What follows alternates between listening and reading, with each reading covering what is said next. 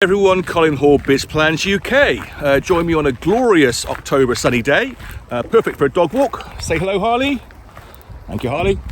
And today, a quick word on decision making. Now, something to bear in mind with decision making is that most businesses are not democracies. You don't do it by majority vote, unless you're, of course, a partnership of some sort where everyone has equal voting rights. But even then, they'll very often nominate a managing partner to make many of the day-to-day decisions. So the person in charge is responsible either to themselves as the owner or to the owners for the decisions made, even if those decisions are delegated. And a great deal of my work, the vast majority, involves in some way, shape or form helping those companies, those individuals make the right decision or help them fix the results of having made the wrong decision.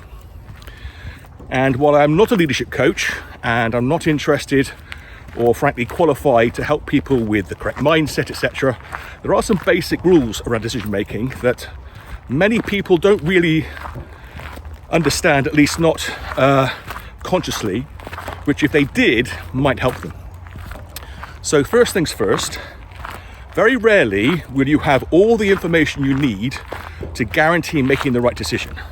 The world is not like that, and you're going to have to accept that you're going to have imperfect data, and therefore your decisions may well also be imperfect. If you can't accept that, then frankly you've got no basis making those decisions. In reality, you have to pick the critical thing that's important to you, and there are only two. Number one is timing.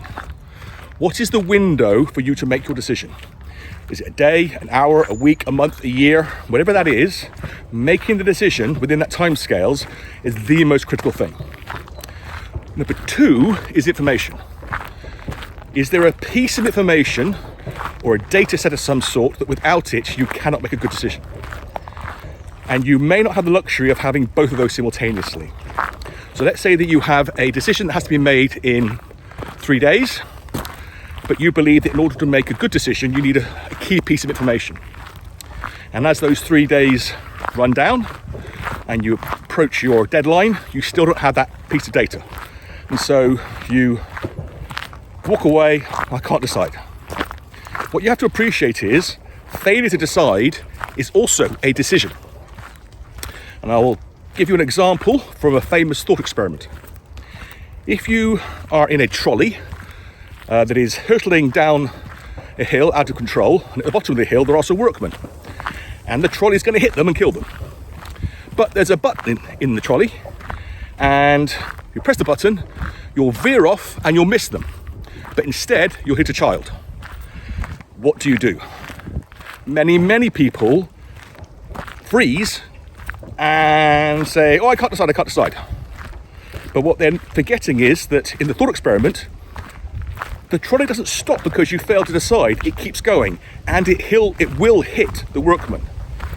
So a failure to decide is also a decision.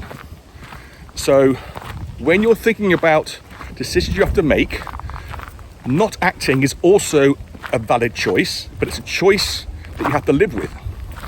It is also a decision in its own right.